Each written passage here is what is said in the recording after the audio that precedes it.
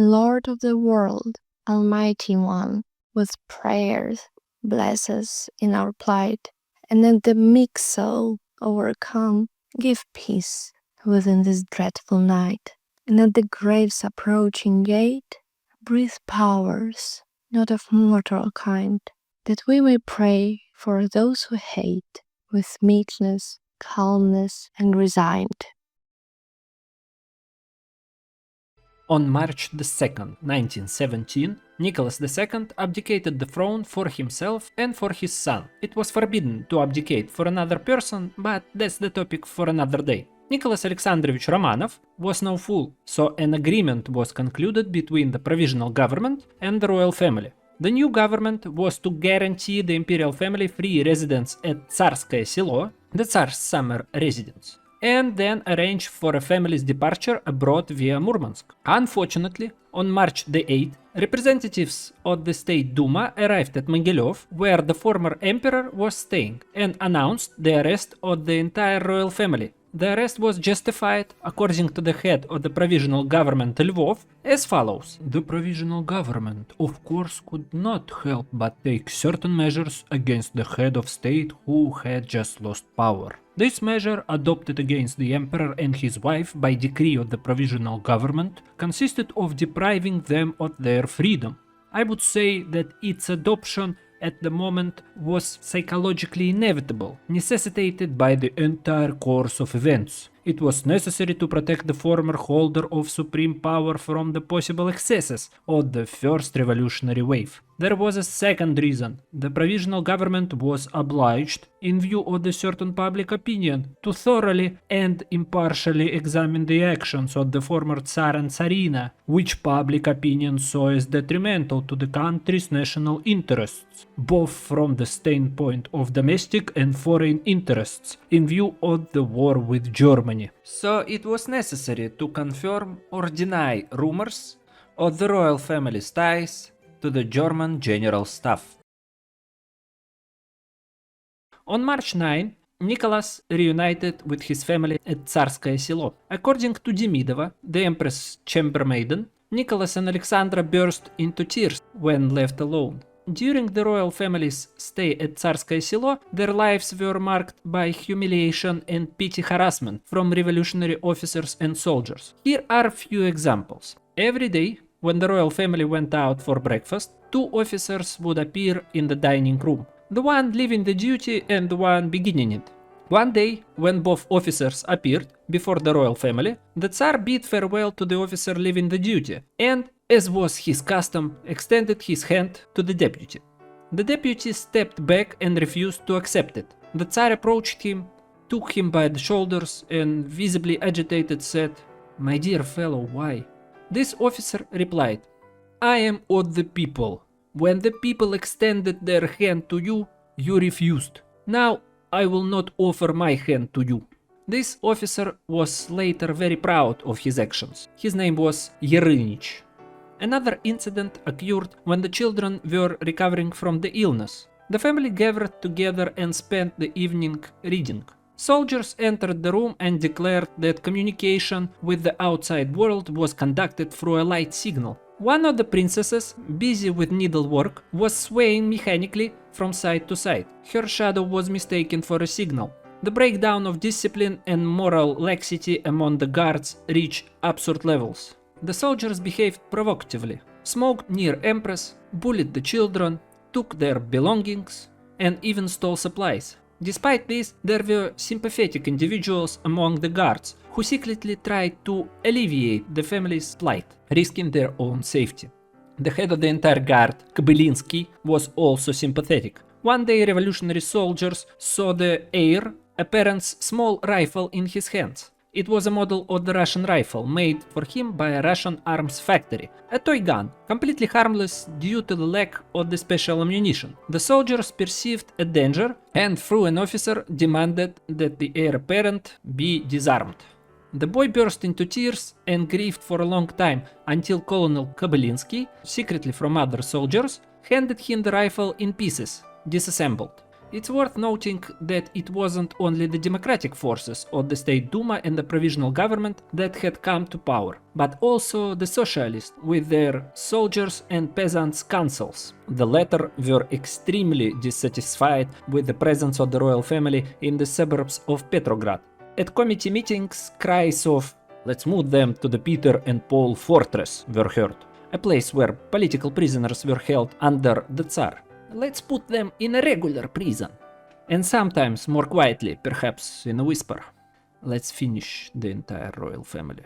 You might wonder why the Romanovs themselves didn't leave Russia, since every noble house in Europe was connected by blood to the Russian dynasty. Partly bad luck played a role, partly Nicholas' own integrity. George V, Nicholas' cousin, really wanted to help with the move to England, but a problem arose. The provisional government itself was slow to move and was fearing opposition from the Soviets. But George changed his mind just a week later, writing, "Instruct Buchanan to tell Milyukov that the opposition of the Emperor and Empress' arrival here is so strong that we must resign our agreement to the Russian government's proposal."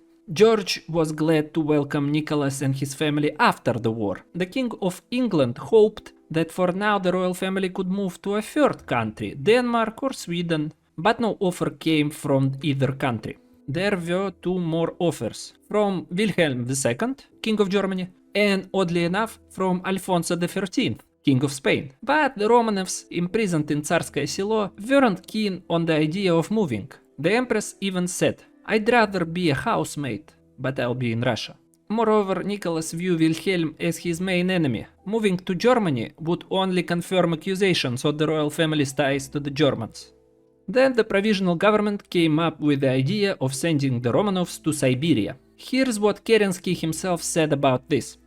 It was decided at a secret meeting to find some other place to resettle the royal family, and the entire matter was entrusted to me. I began to explore this possibility. I considered taking them somewhere in the center of Russia. It became clear that this was absolutely impossible. The very idea of transporting them through worker peasant Russia was simply unthinkable. Taking them to the south was also unthinkable. In the end, I settled on Tobolsk. Tobolsk's remoteness and its special geographical location, given its distance from the center, made it impossible to think that any spontaneous excesses would be possible there. Furthermore, I knew there was a comfortable governor's house there. That's where I settled. It may be unclear why transporting the Tsar from Tsarskoye to anywhere other than Tobolsk meant transporting him through worker-peasant Russia, while to Tobolsk not through worker-peasant Russia. The point is that Kerensky is being disingenuous. Delivering the royal family to Crimea was no more difficult than sending them to Tobolsk. There was only one motive for transporting the royal family to Tobolsk. It was the one that stood alone among all the others Kerensky had mentioned. Distant, cold Siberia, the land to which others has once been exiled under the rule of the Tsar. A total of about 50 people traveled with the royal family to Tobolsk. On August the 14th, the royal family departed from the Alexander Palace in several cars, guarded by dragoons of the 3rd Baltic Regiment. They departed from the station at 6 a.m. There were two trains. Both of them were sailing under the Japanese flag, which, if you think about it, is quite ironic. Nikolai himself hated the Japanese since the Russo-Japanese War. The first month and a half of the royal family's stay in Tobolsk was the most peaceful time of their imprisonment. Colonel Kobylinsky retained full power, and the family's life quickly settled into an orderly, almost domestic routine. Compared to life in Tsarskoye Selo, life in Tobolsk had one advantage: the family could attend church. The local population was sympathetic to the prisoners. When people passing by a house saw someone in the windows, they took their hats off. Many made the sign of the cross over the prisoners. Various people sent provisions. The Ivanovsky convent played a significant role in the family's life. Tobolsk was calmer than Tsarskoye Selo, but it was a Siberian calm. Everything here was monotonous. The family lived in a dark world of the same events, the same interests. It was boring.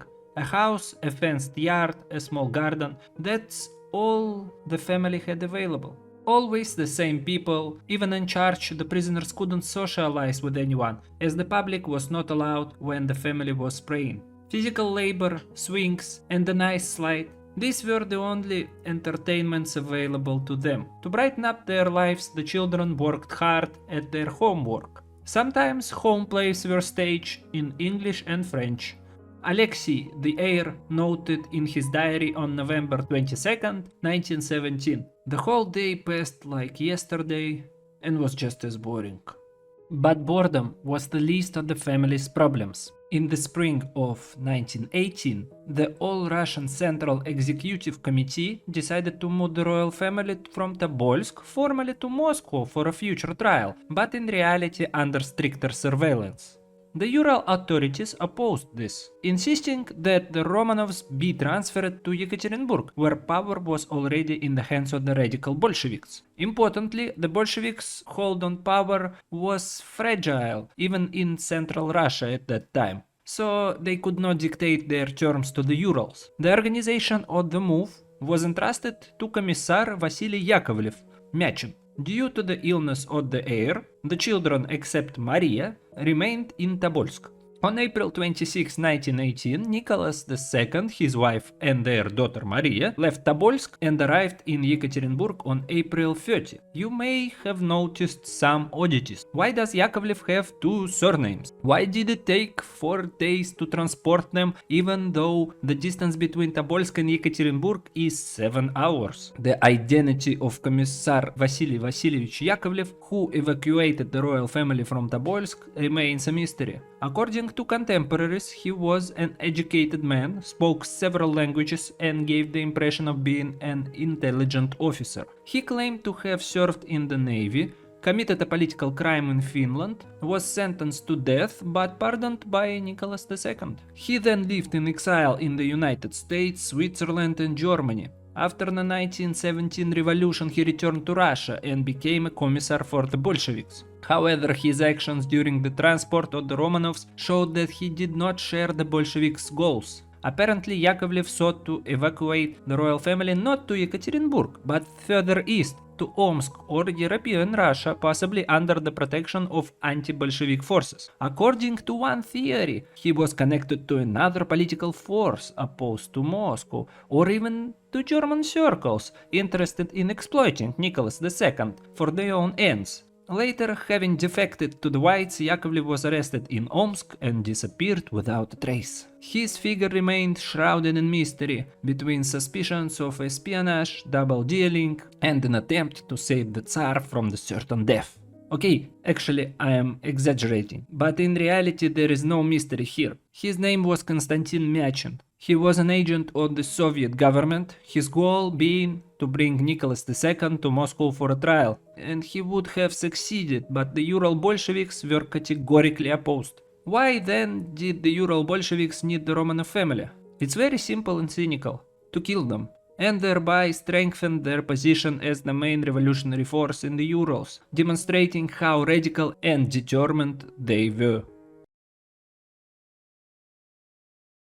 As soon as the Tsar and Tsarina arrived at the Ipatiev merchant's house, they were immediately subjected to the thorough and brutal search. The search was conducted by a certain Ditkovsky and Avdiev, the commandant of the house that served as their prison. One of those conducting the search snatched the Tsarina's reticule from her hands, prompting the Tsar to remark, "Until now I have dealt with honest and decent people." To this remark Ditkovsky replied, "Please remember that you are under investigation and arrest."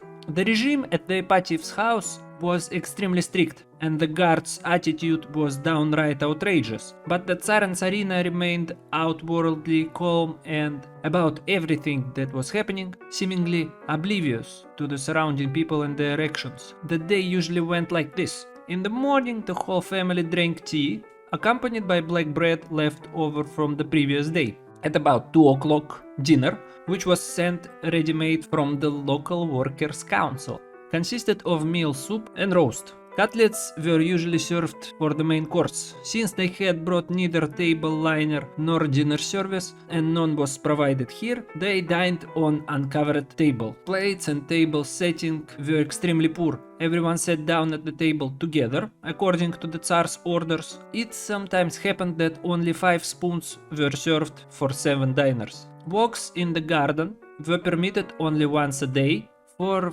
15 to 20 minutes. During these walks, the entire garden was cordoned off by guards.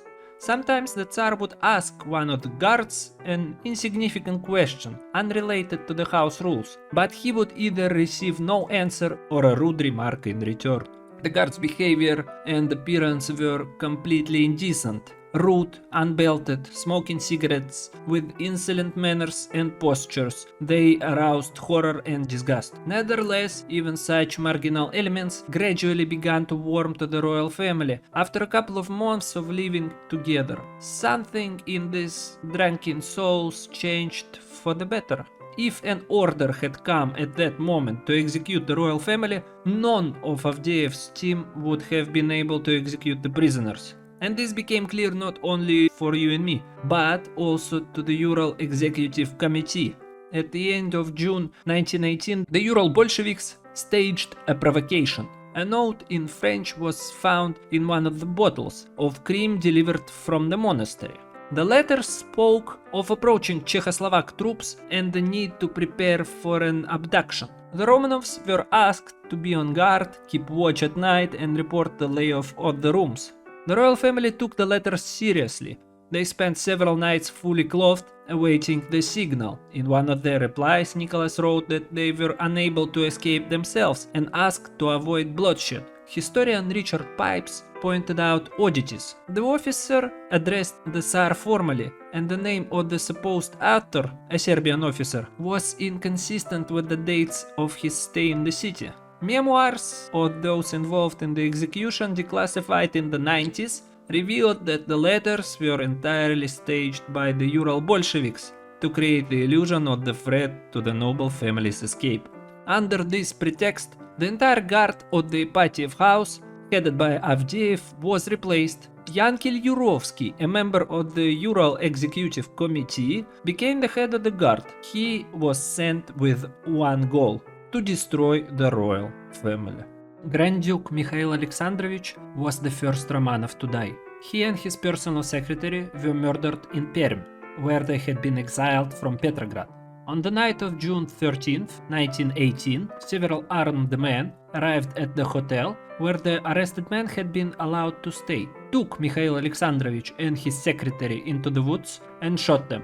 The remains of the dead have never been found. The murder was presented as Mikhail Alexandrovich's kidnapping by his supporters or the secret escape, which the authorities used as a pretext to tighten the prison regime for all the exiled Romanovs, the royal family in Yekaterinburg and the Grand Dukes in Ipatiev. Almost simultaneously with the execution of the royal family, the Grand Dukes, who were in the city of Ipatiev, 140 kilometers from Yekaterinburg, were murdered. On the night of July 18, 1918, the arrested men were taken to an abandoned mine 12 kilometers from the city and thrown into it. However, the Ipatiev murder was marked by significantly greater brutality. The victims, with the exception of the Grand Duke Sergei Mikhailovich, who resisted arrest and was shot, were thrown into the mine, presumably after being struck on the head with a blunt object. Some of them were still alive. According to Pipes, they died of thirst and lack of air, probably several days later.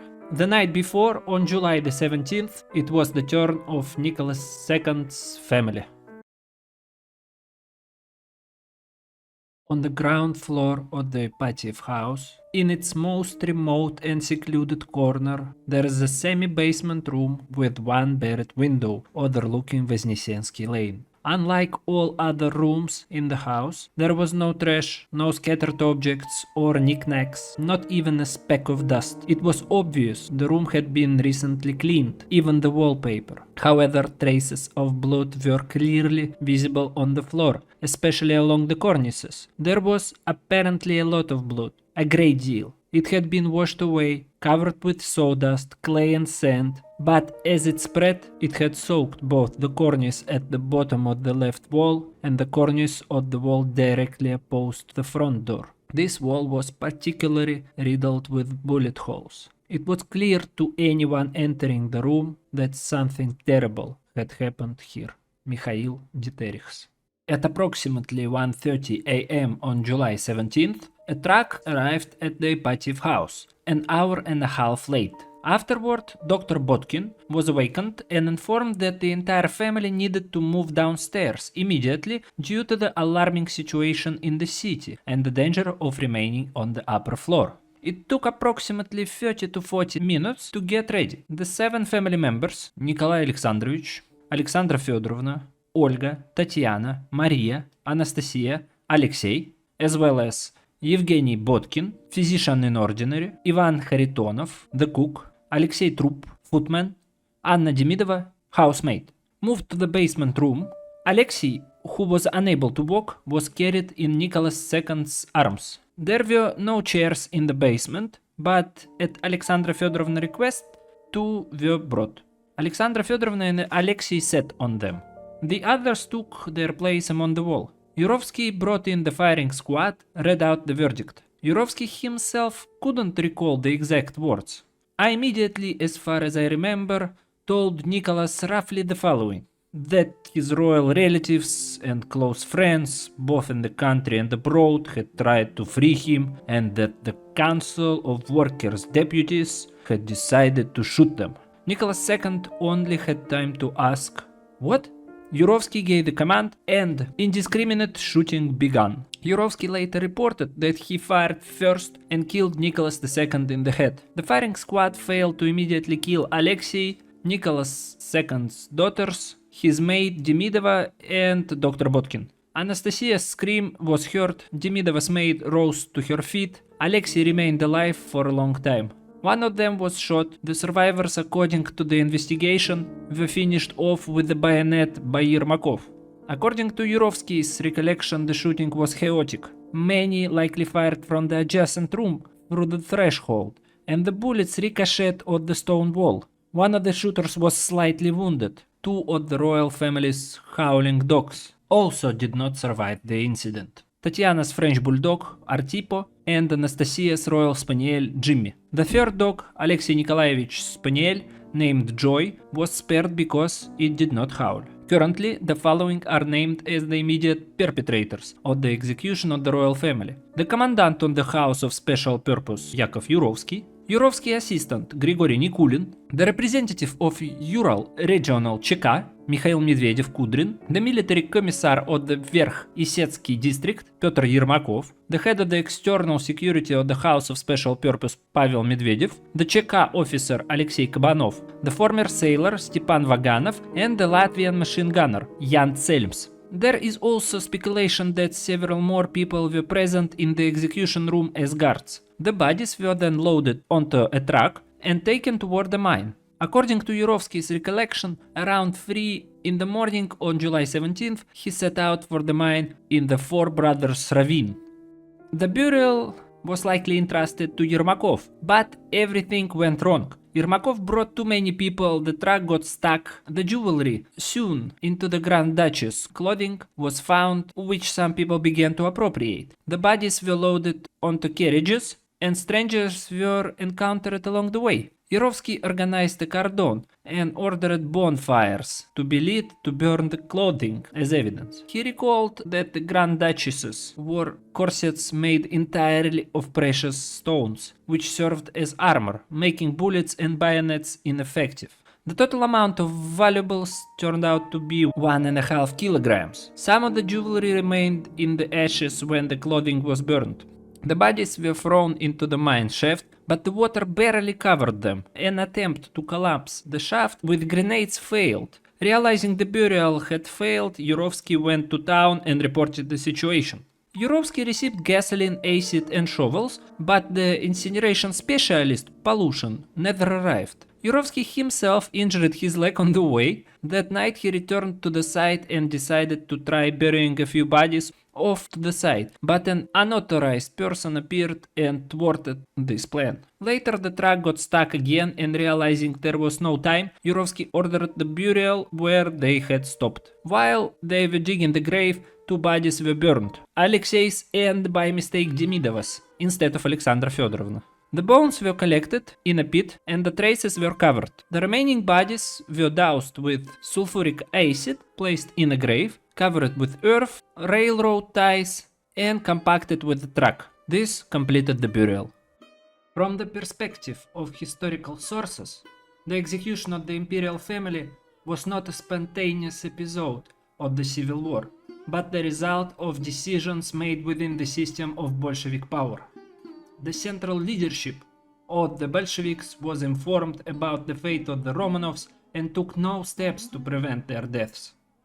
This meant that responsibility lies not only with the direct perpetrators, but also with the political regime that made such decisions possible. The night of July 17th, 1918, became a turning point after which the rule of law finally gave way to revolutionary expediency.